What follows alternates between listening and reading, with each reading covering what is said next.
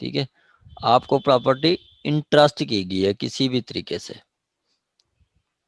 ठीक है, आपको प्रॉपर्टी इंटरेस्ट दी गई है, मतलब आपको दी गई है, ठीक है, और with any dominant over property, या आपके हवाले की गई है, आपको कुछ देर के लिए दी गई है कि आप इस पे इसका ख्याल रखें या अपने पास रखें, ठीक है, या फिर आपको मतलब इंटरेस्ट की गई है कि जी आप ये रखें, 6 महीने बाद मैं आपसे ले लूँगा, या मैं सऊदीया जा रहा हूँ, ठीक है, इंटरेस्ट किया गया कि मैं सऊदीया जा रहा हूँ, वापस आऊँगा तो मैं अपना घोड़ा आपसे ले लूँगा, ठीक है, या मैं सऊदीया जा रहा हूँ तो ये आपके पास मेरा 2 करोड़ रुपया है, ये आप रख लें, मैं वापस आके ले लूँगा। या डोमिनेंट दी गया है आपको, कुछ देर के लिए आपको कहा गया कि आप ये अपने तहवील में रखें, अपने पोजेशन में रखें, तो मैं आपसे आके ले लूँगा, आपको इंटरेस्ट की गई है।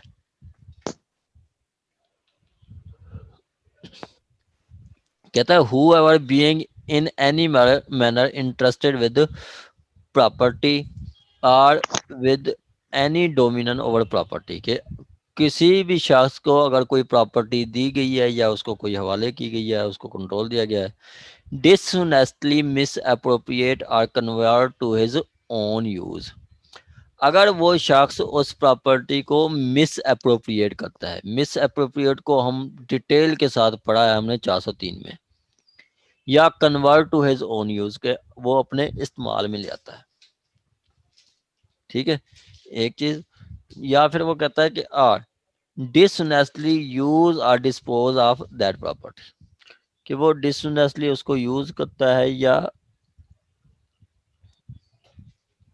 डिस्पोज ऑफ करता है उस प्रॉपर्टी को, डिस्पोज ऑफ करता है इस प्रॉपर्टी को in violation of any direction of law prescribed in mode in which such trust is to be discharge, such trust is to be discharge.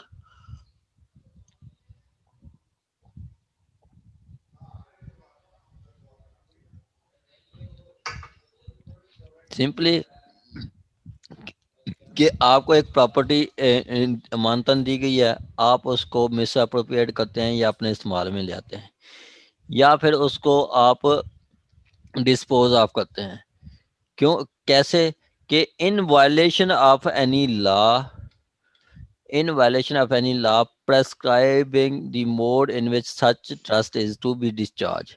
देखिए, in violation of any law, suppose के इसकी वो पीछे नीचे example भी देते हैं कि सपोज के नासिर साहब को एक विल दी गई है, विल दी गई है कि विल है जी 1 करोड़ रुपया है, और आपने ये 1 करोड़ रुपया ये 10 भाई हैं, इन 10 भाइयों में 1 करोड़ रुपया तकसीम करना है, ठीक हो गया, 10 एक विल है कि एक एक मतलब करोड़ रुपया है और इन भाइयों 10 भाइयों में तकसीम करना है, तो नासिर साहब क्या करते हैं, 10 भाइयों का एक भाई का 10 लाख रुपया बनेगा, नासिर साहब एक भाई को 20 करोड़ देते हैं, एक को नहीं देते, या 5 को दे देते हैं 50 करोड़ 50 लाख, बाकियों को देते ही नहीं है, ठीक है, या जैसे सिंपली वो है कि जैसे उनको कहा गया था कि 10 पर्सन को आपने एक विल के मुताबिक 1 करोड़ रुपया शेयर करना है, 10 लाख रुपया हर पर्सन को देना है, वो किसी पर्सन को 10 लाख से कम देता है या ज़्यादा देता है या किसी को नहीं देता, तो वो उसने अमानत में खयानत की है, ये इसी में आएगा कि उसने उस लॉ की वायलेशन की है जो कि उनको बताया गया था कि इसके मुताबिक आपने ये ट्रस्ट को डिस्चार्ज करना है, ठीक हो गया, या फिर वो कहता है आगे एनी लीगल कंट्रैक्ट, या फिर आप किसी लीगल कंट्रैक्ट की वायलेशन करते हैं, ठीक है, or in violation of legal contract, legal contract के आपको कहा गया था कि ये आपकी मतलब 50 लाख रुपए हैं, अक्सर आप देखते हैं ये 50 लाख रुपए हैं, 50 लाख के आपने ये फलां बंदे से मतलब 2 एकड़ ज़मीन ले लेनी है, ठीक है, 2 एकड़ ज़मीन ले लेनी है, ये 50 एकड़ से आपने ये फलां काम करना है, ठीक है, अक्सर आप एफ आई आर में देखते हैं, एफ आई आर आपके पास आती हैं 406 की होती हैं कि आप कहते हैं कि ये जी मेरे साथ ऐसा बंदा था और उसने कहा कि मेरे साथ आके प्रॉपर्टी का काम करने लग गया, मैंने इसको 10 लाख रुपया दिया, मैंने कहा कि वो आप इन्वेस्ट करें और फलां फलां प्रॉपर्टी खरीदें, वो 10 लाख रुपए से कोई प्रॉपर्टी नहीं खरीदी और वो खा गया है, तो वो क्या है, वो मिस अप्रोप्रिएशन किया है इस कंट्रैक्ट के तहत कि जी मैंने इसको 10 लाख दिया था प्रॉपर्टी खरीदने के लिए, वो 10 लाख खा गया है। ठीक है, तो ये क्या है, ये एक कंट्रैक्ट के तहत है। क्या है, एक कंट्रैक्ट के तहत है। ठीक है, एक कंट्रैक्ट के तहत है। आगे कहता है वो कंट्रैक्ट इम्प्लाइड भी हो सकता है या एक्सप्रेस भी हो सकता है, इम्प्लाइड भी हो सकता है। आगे कहता है or has made touching with the discharge which he has made touching the discharge of such trust willfully suffer any person so to do commit criminal breach of trust। ठीक है,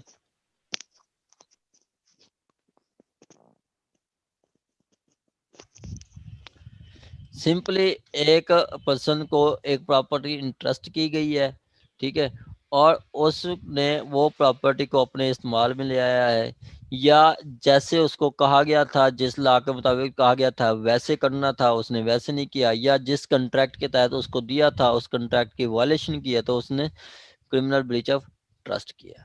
मेरा एक पर्सनल एक्सपीरियंस है, practical example है कि हमारे पास एक मेरा एक क्लाइंट आया, उसने कहा कि ये जो बंदा है जो मेरे से रक्षा ले मजदानी है, वो पिकअप जिसको कहते हैं पिकअप शेजोर, वो लेके गया है और जो उसका एक्सीडेंट हुआ है तो उससे नुकसान हो गया, वो मुझे नुकसान के पैसे नहीं दे गया, मुझसे किराए पे लेके गया है, तो 60,000 उस वो दे रहा था, 1 लाख से ज़्यादा नुकसान हुआ था। तो मैंने एप्लीकेशन बनाई, एप्लीकेशन बना के मैंने 400 थाने पे दी, उन्होंने FIR नहीं की, मैंने फिर जाके उसकी 22B फाइल की, for registration of criminal case. तो मैं जज साहब के पास किया, जज साहब ने FIR पढ़ी, तो वो कहते कि आप यहाँ लिख रहे हैं कि वो आपसे लेके गया है, तो ये अमानत नहीं बनती, ये अमानत नहीं बनती। अमानत क्या है, जज साहब बैठे थे जो वो अच्छी एग्जांपल दी, कहते हैं ये देखें कि ये मेरा पेन है, मैं आपको चल के आके आपको देता हूँ, आप उससे रिक्वेस्ट करता हूँ कि ये काइंडली पेन मेरा रख लें, मैं फिर वापस आपसे ले लूँगा, तो ये इंटरेस्टमेंट है, ये अमानत है। अमानत क्या है कि जो आप चल के किसी को दे के आते हैं, तो ये अमानत है। ये अमानत नहीं है कि कोई मुझसे कोई चीज़ ले जाए। ठीक है, सपोज के कोई आता है मुझसे कार ले जाता है या बाइक ले जाता है, ठीक है, तो ये अमानत नहीं होगी। अगर मैं खुद चल के जाऊं, उसको कहूं कि ये मेरी कार रख लें और मैं फिर वापसी पे आपसे ले लूंगा या कल या परसों आपसे ले लूंगा, ये अमानत है। वो पर्सन आके मुझसे ले जाएगा तो वो अमानत नहीं होगी। ठीक हो गया, अमानत का ये एसेंशियल। ठीक हो गया। बिल्कुल सर। इसी तरह ना एक बंदे ने ना सोना दिया हाँ सुनहरे को। हाँ उसने उसने उस सुनहरे ने कहा कि आप मुझे देना, शादी ब्याह के बड़े दिन है, तो काफी शादियां हैं, तो आप मुझसे ना इसका प्रॉफिट ले लिया करें, 3-4 महीने के लिए दें। हम्म वो उसने ना 1 महीने का उसको दिए ना पैसे, तो अगले महीने कोई नहीं, तो सोना भी कोई नहीं।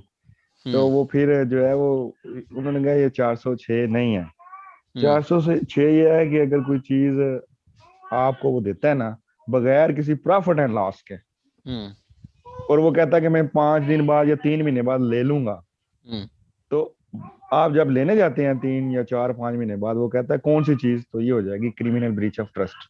हम्म अगर उसमें आ जाएगा प्रॉफिट कि आपने पैसे लिए थे या अगले मांगे लेने थे, वो उसने दिए नहीं, तो फिर ये क्रिमिनल ब्रीच ऑफ ट्रस्ट नहीं। ये ये तो फिर ट्रांजैक्शन आपने है। उसको, हाँ जी, वो तो फिर किराए पे दे दिया, उसको हाँ इंस्टॉलमेंट पे दे दिया। हाँ हाँ जी। ठीक यस। है, यहाँ पे बिल्कुल सही कह रहे हैं कि यहाँ पे अगर वो लेन देन का मामला ना होता, तो वो उन्होंने चूंकि खुद चल के सुनहरा को दे के आया था सोना, तो ये क्रिमिनल जी ब्रीच ऑफ ट्रस्ट होगा। अगर वो सुनहरे को चल के नहीं देता, मतलब उससे कोई लेन देन नहीं होता, जैसे कोई जैसे इंस्टॉलमेंट या खर्चे, मतलब वो उससे मुनाफा वाला, तो वो आपकी जी, इंटरेस्टमेंट मुनाफे बन वाला। जाता है। जी ठीक हो जी। गया जी। ये थी आपका इंटरेस्टमेंट, आपका एक इसमें वो पहली इलस्ट्रेशन यही आ गया कि a being executor of will of disease person dishonestly disobey the law which direct him to divide the effect according to will। and appropriate to him his own use, A has committed breach of trust. के well में लिखा था कि ये आपका 1 करोड़ रुपया है और 10% को देना है, आपने 2 को दिया, बाकी आप खुद इस अपने इस्तेमाल में ले गए, तो ये क्रिमिनल ब्रीच ऑफ ट्रस्ट है। ठीक हो गया। दूसरी इलस्ट्रेशन है, कहता है ए वेयर हाउस कीपर, ए जो है वो वेयर हाउस कीपर है कि उसके पास एक वेयर हाउस है, गोदाम है। ठीक है। जी on going on journey entrust his furniture to a under the contract that he shall return on the it shall be returned on payment of stipulated sum for warehouse। ठीक है। Additionally soul दी grant, ये ऐसे है कि expose के नासिर साहब की पास car है और उसके पास गिराज नहीं है वो कार को खड़ी करने के लिए। ठीक है। तो नासिर साहब ने उमड़े पे जाना है। नासिर साहब कहते हैं ये अयाज साहब को कि चलें जी ये आप अपने वेयर हाउस में रख लें, मैं 1 महीने तक आऊँगा, तो 1 महीने का जो आपका किराया बनेगा वेयर हाउस का, मैं 2000 या 5000 वो मैं आपसे आकर दे दूंगा और मैं अपनी कार वापस ले लूँगा। ठीक हो गया। नासिर साहब उम्र पे चले जाते हैं, वापस आते हैं तो यार साहब वो उनकी कार नहीं होती, अयाज साहब उन कार को सेल कर देते हैं। तो यहाँ पे अयाज साहब ने क्या किया है, क्रिमिनल ब्रीच ऑफ ट्रस्ट किया, क्रिमिनल ब्रीच ऑफ ट्रस्ट किया। ठीक हो गया। यहाँ तक किसी का कोई क्वेश्चन हो तो आप पूछ सकते हैं।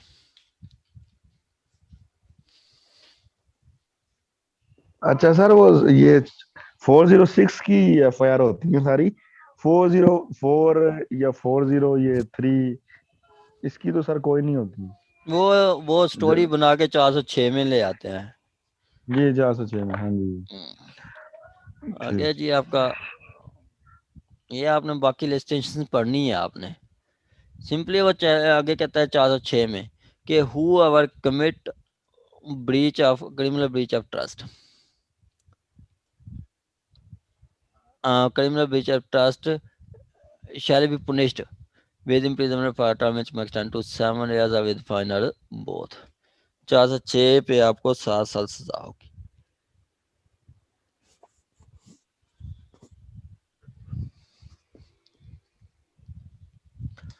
आ गया जी आपका whoever being interested with property as carrier, ये आपका वो कैरियर्स वाले हैं। सपोज के आप सामान लेते हैं बिजनेस का लाहौर से और आपको ने अयाज साहब ने ले जाना है वो गुजरात। ठीक है। तो यहाँ पे सामान लेते हैं लाहौर से, फर्नीचर वगैरह और इलेक्ट्रॉनिक्स का सामान लेते हैं और ट्रक वाले को कहते हैं जी ये सामान आप गुजरात ले आना। तो वो ट्रक वाला जो है वो कैरियर वाला वो सामान खुद बुद का देता है, तो उस पे 407 लगेगी। ठीक है। ये जो आपकी बिल्टी वगैरह आप करा देते हैं लेकिन सामान पीछे से नहीं आता, तो ये 407 में आएगा। कहता है whoever being interested with property as carrier wharfinger और warehouse keeper commit criminal breach of trust in respect of such property shall be punished with imprisonment for further description for a term which may extend to 7 years। ठीक है। उसको भी 7 साल की सजा लगेगी, उसको भी 7 साल की सजा लगेगी। आ गया जी आपका 408, क्लर्क वगैरह करते हैं, इनकी भी काफ़ी सारी एफ आती हैं 406 वगैरह की। ठीक है। नौकर रखते हैं, बाद में कहते हैं जी इसने तो ये चोरी कर ली है, ये चोरी कर ली है, ये इतनी पैसा हमने इसको दिया था, वो इधर उधर कर दिया उसने। कहता है हु एवर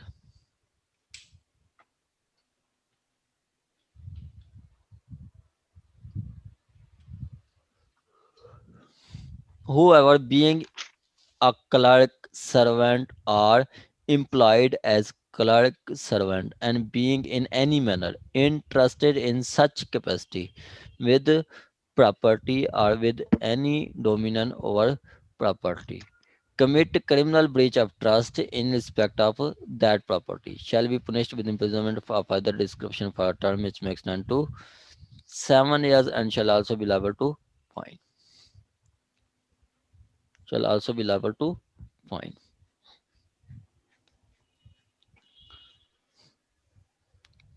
ठीक हो गया।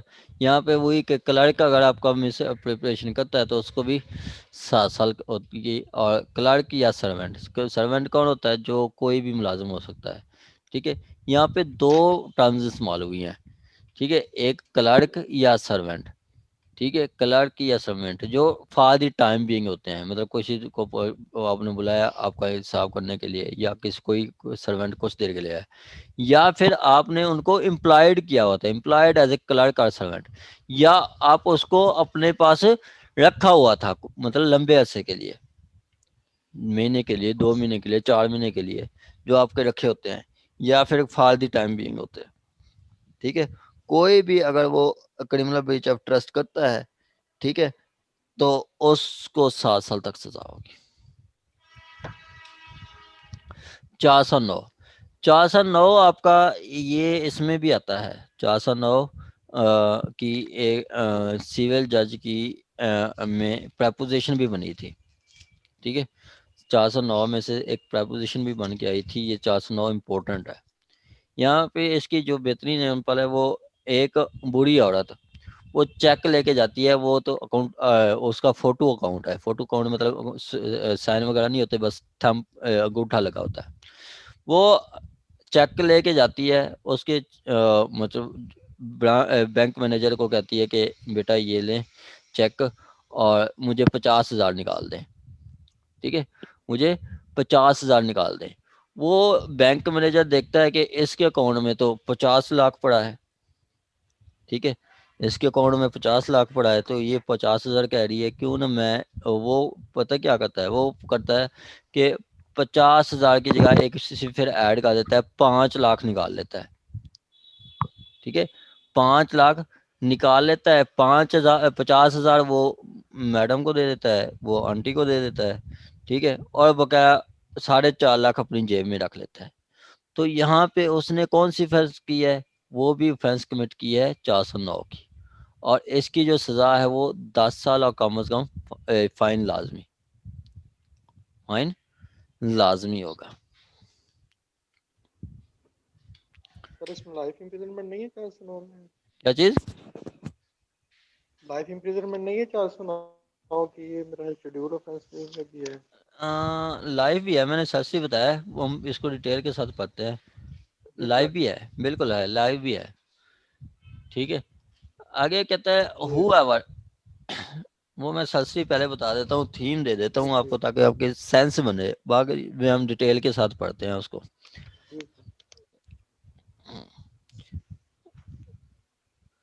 कहता है whoever being in any manner interested with property or with any dominion over the property in his capacity of public servant or any way of his business as a banker, banker के तौर पर वो suppose के check मतलब आप account में पैसे पड़े हैं और चेक आ गया है, चेक उनके पास आया तो वो इंटरेस्टेड विद हो गया है कि उसके पास सपोज के चेक करता है कि वो 50 लाख है, उसके पास चेक भी है, ब्लैंक चेक है, तो ये समझा जाएगा कि उसके पास 50 लाख अमानतन आ गए। ठीक है, या कोई मर्चेंट है जो कि होलसेल डीलर जो होते हैं, या फैक्टर फैक्टर वगैरह, या ब्रोकर, ब्रोकर वो होते हैं जो आपके ये जो स्टॉक एक्सचेंज का मतलब होते हैं, जो हिस्से का हिसाब करते हैं, शेयर होल्डर, कि वो बताते हैं जी आज ये बाटा कंपनी के शेयर्स टॉप पे जा रहे हैं। ठीक है, आज ही ये ओगरा के शेयर्स टॉप पे जा रहे हैं, इनके शेयर्स की मतलब डिविडेंड ज्यादा मिलेगा, इस पे इन्वेस्ट करें, इस पे इन्वेस्ट करें, ये ब्रोकर्स होते हैं। ठीक हो गया, जिनको मिडिल मैन भी कहते हैं, जो कि कमीशन पे काम करते हैं। ठीक हो गया, आगे अटॉर्नी है। ठीक है, या फिर कोई एजेंट, या अटॉर्नी या agent commit criminal breach of trust in respect of that property. कौन सी प्रॉपर्टी? जो कि उनको इंटरेस्ट की गई थी, जो कि उनको इंटरेस्ट की गई थी। Shall be punished with imprisonment for term which may extend to life, extend to with imprisonment of life, या with imprisonment for the execution of a term which may extend to shall be liable to 10 years and shall also be liable to fine. Life होगी या फिर 10 साल होगी और fine लाजमी होगा। Shell का वर्ड है, लाजमी होगा। ठीक हो गया। ये था 409। यहाँ तक किसी का कोई क्वेश्चन हो तो आप पूछ सकते हैं। Sir Anyone? एक जगह पे वो कह रहे हैं कि लाइफ इम्प्रिजनमेंट है और साथ ही वो कह रहे हैं कि मैक्सिमम जो होगी एक्सटेंड टू 10 इयर्स। ये एक दूसरे के एंटी नहीं जा रही है बात? Shall be punished imprisonment or with imprisonment of other description which may extend to, और है बिल्कुल। which may extend to। ठीक है। सर इसमें या ये तो है ना कि उसने या तो दो लाइफ होगी या तो उनको होगी लाइफ। ठीक है। जी, या तो लाइफ होगी या फिर उसको 10 साल तक सजा होगी। एक जो दूसरे 50 के साल तक अगेंस्ट तो नहीं है, ये तो डिपेंड करता है ना सर्कमस्टेंस ऑफ केस और हीनियसनेस ऑफ क्राइम और नेचर ऑफ ऑफेंस कि वो जो या सर अगर जी मैडम यही है कि अब सर अगर इसमें यही है ना कि जितना बड़ा हाथ मारेगा उतनी बड़ी पनिशमेंट है। हाँ दैट्स इट। अब वो मैडम के वो जो आई थी 50,000 निकलवाना था, उन्होंने 5 लाख निकाल लिया। हो सकता है वो उसके अकाउंट में 5 अरब हो और वो मतलब 50,000 उसको दे दे और उसमें से 2 अरब निकाल ले। ठीक है। तो उस सूरत में उसको ज्यादा से ज्यादा सजा होगी। यही नेचर देखी जाएगी, नेचर ऑफ ऑफेंस। सर ये सजा ना 10 साल तक है, तो इसमें कोई भी दे सकता है वो नेचर देख के। हाँ। वो जो ट्रायल होता है ना, एविडेंस जो होती है, फिर लाइफ वो इम्प्रिजनमेंट का क्या मतलब है? उसके हिसाब से देता है। लाइफ का वही मतलब है जो 25 साल है। सर एक तरफ 25 साल कह रहे हैं और एक तरफ 10 साल कह रहे हैं, मतलब डिफरेंस या है ना सर दोनों में? उसमें और है ना, और या 10 साल तक भी दे सकते हैं, वो सरकमस्टेंस ऑफ केस पे ही है। ठीक है। ये आपको सारे फिर आगे जो है ना वो साइटेशंस पढ़ के आपको पता चलता है। वो जी कहते मैडम हैं ना, सबा एवरी साहब। Case has its own facts. बिल्कुल ऐसे ही सर है। मेरा ये क्वेश्चन है कि 409 में जो आपने अभी प्रपोजिशन बताई थी बुढ़िया वाली, हाँ, तो उसमें आपने ये बताया कि वो जो है बैंक में जाती है और 50,000 की जगह जो कैशियर या बैंक मैनेजर है तो वो 50 लाख निकाल लेता है कोई सिफर ऐड करके, तो ये फ्रॉड में नहीं आता? मैडम जब उसको चेक मिल जाता है ना, ठीक है, जी सर। और वो देख लेता है कि हाँ जी इतनी प्रॉपर्टी है, तो वो एक इंटरेस्टमेंट आ जाती है। वो बैंक के पास आपका पैसा अमानतन होता है। बैंक वो आपके पैसे का कस्टोडियन होती है। आप जाके बैंक में रखते हैं और आप किसी भी टाइम वापस ले आ सकते हैं। ठीक है। आपके किसी उस भी पर टाइम डोमेनियन आप, होती है। हाँ डोमेन होती है। ठीक है। तो डोमेन होती है तो वो आप इंटरेस्ट रखा होता है, इंटरेस्ट दिया होता है। ठीक है। वो फ्रॉड में नहीं आएगा। फ्रॉड हम आगे पढ़ेंगे। फ्रॉड वैसे भी सर एक जनरल टर्म है। फ्रॉड वैसे भी कोई पीनल ऑफेंस तो नहीं है ना? नहीं वो हम सर आगे पढ़ेंगे ना। वो cheating वाले में आ तो जाएगा। चीटिंग है 415 ना सर, पढ़ेंगे, वो 415 415 पढ़ेंगे, 420। उसमें मैडम आपको पता चलेगा कि ये क्या चीज है। आपका ऑफेंस ये, इसका आंसर उधर मिल जाएगा आपको। ठीक है। ठीक है। चलें जी आगे जी। आपका 415 410 स्टोलन प्रॉपर्टी, 410 से 414।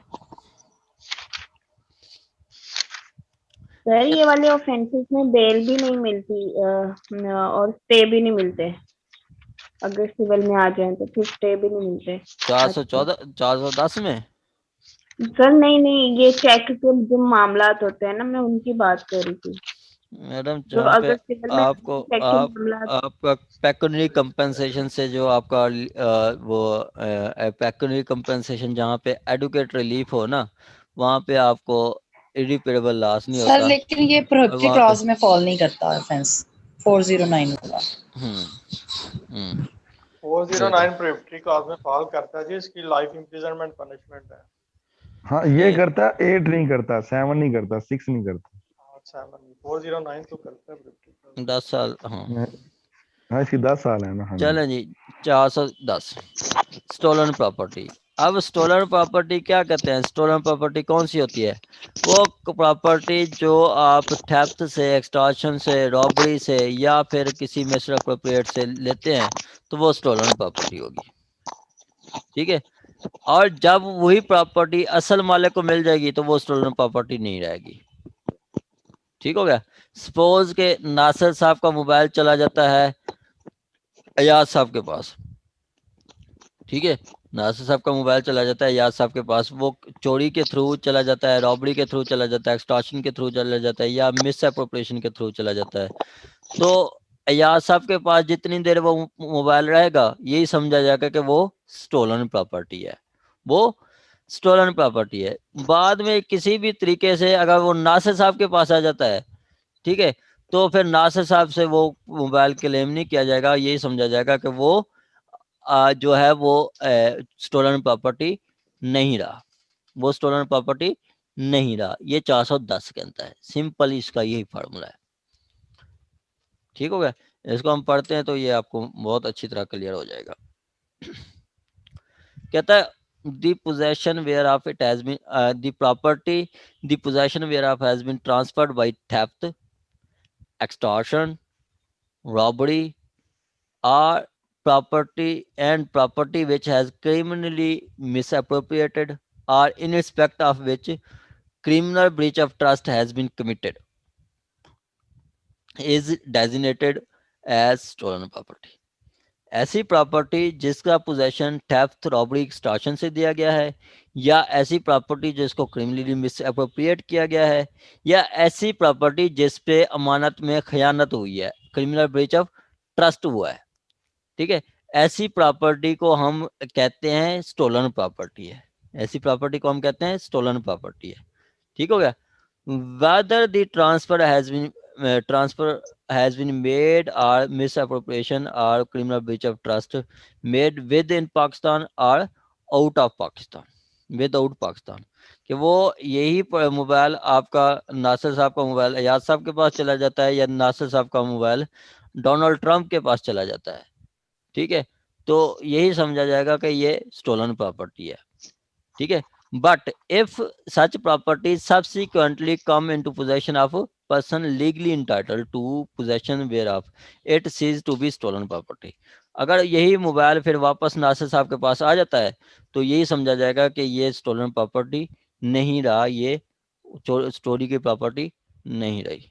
लाइट चली गई है, मैं मोबाइल कनेक्ट करता हूँ।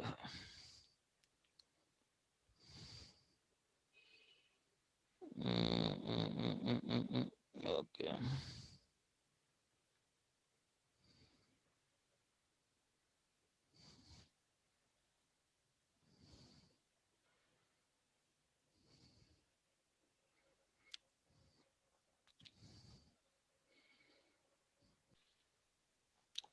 जी आवाज आ रही है? जी सर। लाइट चली गई सर आ रही है। मेरी लाइट चली गई है, मैं अपने वो मोबाइल कनेक्ट किया डाटा। चलें जी, हम पढ़ रहे थे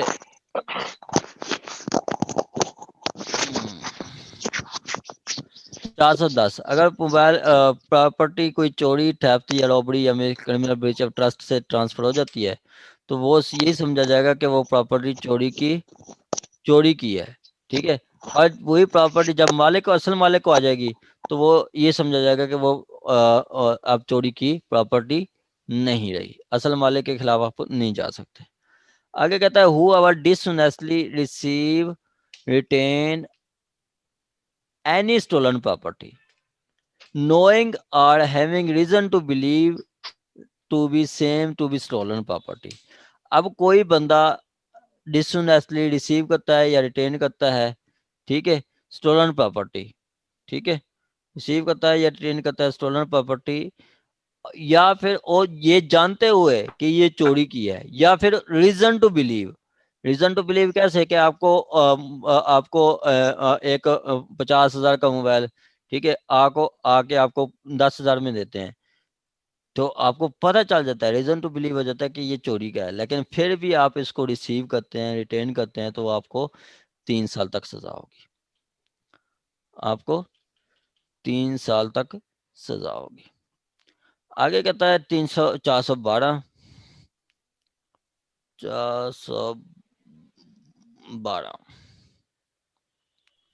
डिसनेसली, अगर आप प्रॉपर्टी खरीदते हैं जो कि डकैती से रिलेटेड है, ठीक है, तो उसकी क्या सजा होगी। और हैबिचुअली डीलिंग विद प्रॉपर्टी, कहता है whoever dishonestly receive or retain any property possession whereof has known or reason to believe to have been transferred by the commission of डकैती, dishonestly receive or which no reason to believe belong to the commission gang of डकैती, the property which he no reason to believe to be stolen shall be punished with imprisonment to extend to 10 years। अगर वही property अगर डकैती से transfer हुई है या आपको पता चलता है कि ये प्रॉपर्टी डकैती से रिलेटेड है या गैंग्स ऑफ डकैट से रिलेटेड है, उनकी प्रॉपर्टी उनसे ली गई है प्रॉपर्टी, वो आप लेते हैं या रिसीव करते हैं और आपको पता भी है कि ये डकैती की है, तो आपको 10 साल सजा होगी और फाइन लाजमी होगा। ठीक हो गया। आगे कहता है habitually dealing with stolen property, जो कि आदि मुजरम है प्रॉपर्टी चोरी करने का, तो उसको 10 साल तक सजा होगी। जो पहली दफा करेगा 411 के तहत उसको 3 साल सजा होगी। जो बार बार करता है, एक दफा पहले कन्विक्ट हो चुका है फिर करता है, तो उसको सजा होगी 10 साल की। ये हमारी फिर लाइट नहीं है, ये लास्ट मीटिंग है, तो बाकी चीटिंग इंशाल्लाह हम कल पढ़ेंगे। ठीक हो गया। आगे हम 414 पढ़ते हैं। 414 कहता है कि आप असिस्ट करते हैं, फैसिलिटेट करते हैं, सहूलतकार बनते हैं प्रॉपर्टी स्टोलन प्रॉपर्टी को कंसील करने में। ठीक है, कि चोरी का सामान खरीदा, आपने अपना वेयर हाउस दिया कि ये इधर रख दें, ठीक है, इधर रख दें, ठीक है, आपने अपना घर दिया, अपनी बैठक दी, अपनी कार दी, ठीक है, आपने उसको फैसिलिटेट किया कि वो चोरी का सामान, चोरी की प्रॉपर्टी को छुपाने के लिए, कंसील करने के लिए अगर आप फैसिलिटेट करते हैं तो आपको 3 साल सजा होगी। कहता है whoever voluntarily assist in concealing or disposing of or making away with the property which no reason to believe to be stolen property shall be punished with imprisonment for a term which may extend to 10 years or with fine or with both, या फिर fine और फिर both होगा। ठीक हो गया जी। अगर कोई बंदा फैसिलिटेट करता है, गोदाम देता है, कार देता है, घर देता है, गाड़ी देता है उस प्रॉपर्टी को छुपाने के लिए, तो उसको क्या दी जाएगी सजा, उसको सजा दी जाएगी 3 साल। यहाँ तक किसी का कोई क्वेश्चन हो तो आप पूछ सकते हैं।